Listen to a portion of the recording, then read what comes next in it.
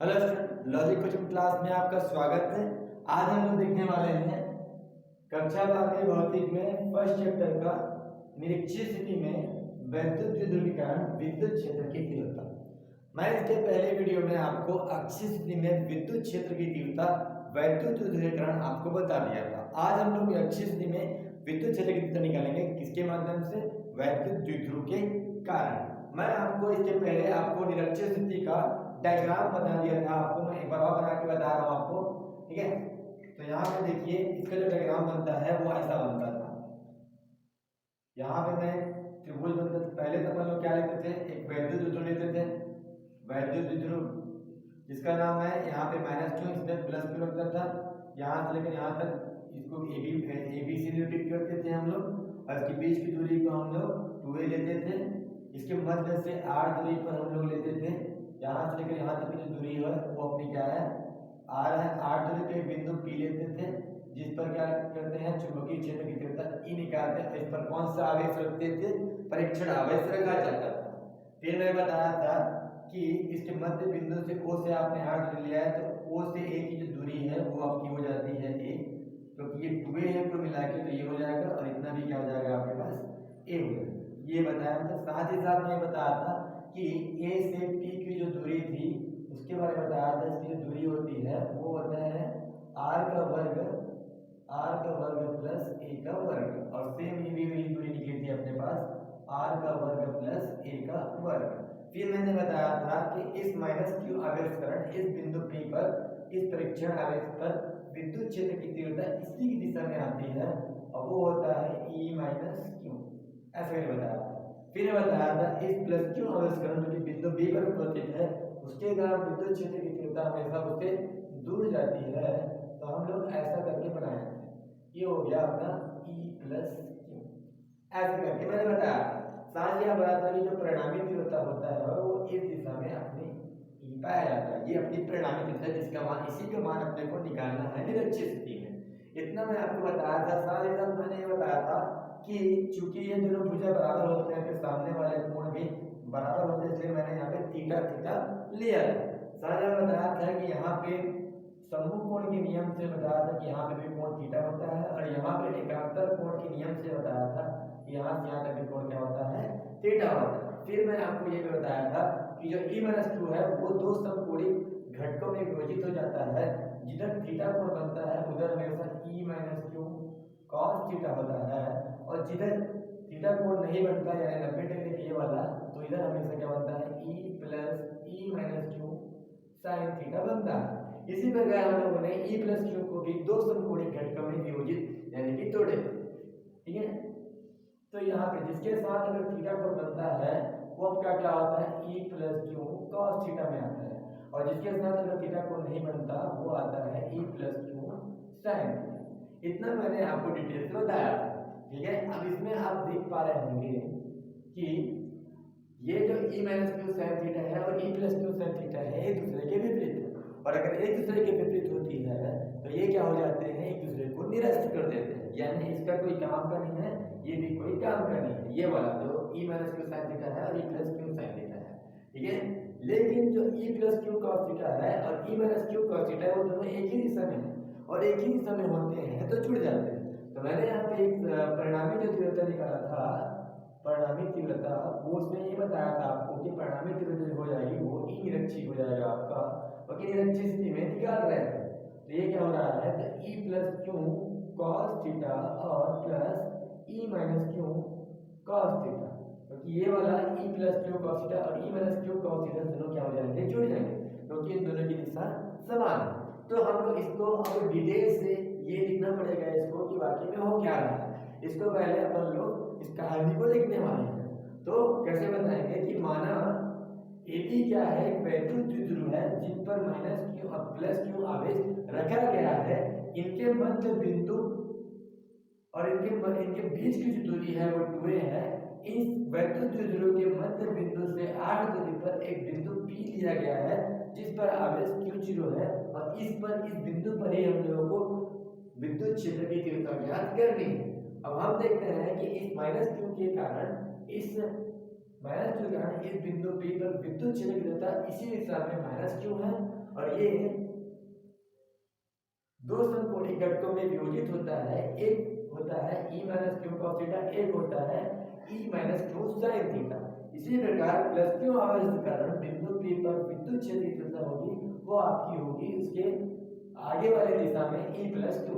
ये भी क्या होता है, कोण बनाने की वजह से ये दो समकोणी घटकों में वियोजित यानी टूट जाता है। तो एक होता है e plus Q cos theta और एक होता है e plus Q sine theta. हम इसमें देखते हैं कि e plus Q sine theta, e minus Q sine theta ये दोनों एक दूसरे के विपरीत है। तो ये दोनों घटक यानी e plus Q sine theta, e minus Q sine theta एक दूसरे को निरस्त कर देते हैं, किंतु e plus Q cos theta और e minus Q cos theta एक ही दिशा में होने के कारण ये दोनों क्या हो जाएंगे, जुड़ जाएंगे, जैसे कि मैंने यहाँ पे किया है। तो यही आपकी क्या होगी, परिणामी तीव्रता होगी। अब हम लोगों को क्या करना है, हम लोगों को देखना है e प्लस क्यू और e माइनस क्यू, ये देखना पड़ेगा ये दोनों क्या है, प्लस क्यू आवेश विद्युत क्षेत्र तीव्रता और माइनस क्यू आवेश विद्युत क्षेत्र तीव्रता। ये जो है आप देख रहे हो डायग्राम से, इन दोनों के लिए बीच की जो दूरी है वो दोनों बराबर है। अगर मैं प्लस क्यू के कारण इस बिंदु P पर विद्युत क्षेत्र की निकालो और इस माइनस क्यू के कारण इस बिंदु P पर विद्युत क्षेत्र की निकालो तो दोनों क्या आएंगे, बराबर आएंगे। बराबर क्यों आएंगे, क्योंकि दोनों की जो दूरी है वो बराबर है और आवेश भी क्या है, इन दोनों के बराबर है। तो ये दोनों क्या हो जाएंगे, ये दोनों विद्युत क्षेत्र की तीव्रता बराबर हो जाएगी। तो बराबर हो जाएगी तो मैं इसको एक नाम दे रहा हूँ, वो नाम दे रहा हूँ मैं E, यानी कि E प्लस क्यू को भी E नाम दिया, E माइनस क्यू को भी E नाम दे रहे हैं, तो दोनों बराबर है। तो हम लोग यहाँ पे अगर देखा जाए तो क्या बनेगा, E cos theta plus E cos theta हो जाएगा। तो आप इन दोनों को जोड़ेंगे तो आपको मिलेगा 2E cos थीटा। ठीक है, आपको इस E का मान निकालना पड़ेगा। E क्या है, चाहे वो प्लस क्यू आवेश कारण विद्युत क्षेत्र है और E माइनस क्यू के कारण विद्युत क्षेत्र की तीव्रता हो जाएगी। ठीक है, तो मैं कोई एक विद्युत क्षेत्र की तीव्रता यहाँ से निकालने वाला हूँ। तो आप देख पा रहे होंगे विद्युत क्षेत्र का जो सूत्र होता है विद्युत क्षेत्र की तीव्रता का, वो होता है 1/4 पाई एप्सिलॉन 0 क्यू बटे r का वर्ग यानी दूरी का वर्ग। तो यहाँ पे आएगा E का जो मान आएगा, किसी भी आवेश कारण निकाल लेते हैं तो वो आएगा आपका 1/4 पाई एप्सिलॉन 0 और आ जाएगा आवेश तो अपना क्यू मान चाहे प्लस क्यू हो चाहे माइनस क्यू ही लेना पड़ता है। और इन दोनों से बिंदु P से दूरी क्या हो जाएगा, चाहे इस कंडीशन में देखो चाहे इस कंडीशन में देखो, आपको मिलेगा r का वर्ग प्लस a का वर्ग और पूरे का वर्ग होता है उस नियम के आधार पे, और साथ में आपके पास cos थीटा चल रहा है। ये आपका ई निरक्षी आपका निकला हुआ है। अब अपने को दिक्कत ये है कि इस cos थीटा का मान अपने को निकालनी है। तो cos थीटा का मान हम लोग हमेशा समकोण त्रिभुज से निकालेंगे। तो अपने पास दो समकोण त्रिभुज यहाँ पे बन रहा है, तो किसी भी एक समकोण त्रिभुज को मैं यहाँ पे लेके चल रहा हूँ। तो मैं यहाँ पे लेके चल रहा हूँ ये वाला समकोण त्रिभुज में लेके चल रहा हूँ। तो समकोण त्रिभुज PAO में, ठीक है, तो मैं ले रहा हूँ cos थीटा बराबर क्या होता है, हमेशा याद रखना आधार बटे कर्ण होता है, आधार बटे कर्ण होता है। तो आधार आप देख पा रहे होंगे, आधार आपका है OA, आधार आपका OA है और कर्ण कितना है, कर्ण वाला ये है आपका AP। तो आपका जो cos थीटा का जो मान हो जाएगा वो होगा, OA का मान कितना है, यहाँ से लेकर यहाँ तक की दूरी जो है वो A है, और AP का जो मान है वो आपका करनी में दिया हुआ है r का वर्ग प्लस a का वर्ग। तो इस cos थीटा का मान इसमें रखूंगा, इसको मैं समीकरण 1 देता हूँ। तो मैं आपको यहाँ पे रख के बताता हूँ कि इन रक्षी का जो मान हो जाएगा वो हो जाएगा आपका हो जाएगा 2 गुणित 1/4 पाई एप्सिलॉन 0 और हो जाएगा आपका q बटे, आप देख पा रहे होंगे कि ये कर्णी का क्या है, वर्ग है। अगर दो कर्णी का वर्ग होता है तो कर्णी हट जाता है, इसे याद रखिएगा। तो मैं यहाँ पे कर्णी को हटा के लिखता हूँ, तो r का वर्ग a का वर्ग ये हो जाएगा। इसको मैं थोड़ा ब्रैकेट में लिखता हूँ, ऐसे पता चले कि वो एक साथ है। और मेरे पास cos थीटा का जो मान आ रहा है वो आ रहा है a बटे आ रहा है, कर्णी में आ रहा है r का वर्ग a का वर्ग। ठीक है, तो आप देख पा रहे होंगे कि ये वाला r का वर्ग a का वर्ग, ये भी r का वर्ग a का वर्ग है। तो इन दोनों के जो घात होंगे वो जुड़ जाएंगे। इसकी घात क्या है, 1 है, और इसकी घात क्या है, अगर देखा जाए r का वर्ग और a का वर्ग प्लस a का वर्ग घात, तो कर्णी का मतलब होता है घात, कर्णी का मतलब होता है घात 1/2। इसे याद रखिएगा। तो समझ लो कि यहाँ पे घात 1/2। तो एक में यहाँ पे बता देता हूँ आपको, एक में अगर 1/2 घात को जोड़ोगे तो आपके पास 2 एकम 2 2 3 3/2, तो आपको 3/2 घात प्राप्त होगा। इन दोनों को मिला के लिखने वाला हूँ। तो मैं आप देख पा रहा हूँ, मैं इसको पहले लिखता हूँ 1/4 का एप्सिलॉन 0 और ट्यू क्यू ए को मैं पहले लिखता हूँ 2a क्यू को बाद में लिखता हूँ।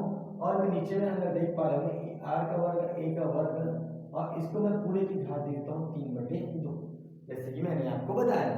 ठीक है, आपको समझ में नहीं आएगा तो आप कमेंट बिल्कुल कीजिएगा। ठीक है, तो मैं आपको यहाँ पे देख पा रहा हूँ 2a जो है हम जानते हैं कि जो अपना 2a होता है ये क्या होता है, वैद्युत द्विध्रुव आघूर्ण, जिसको छोटी पी से निरूपित कर दिए थे।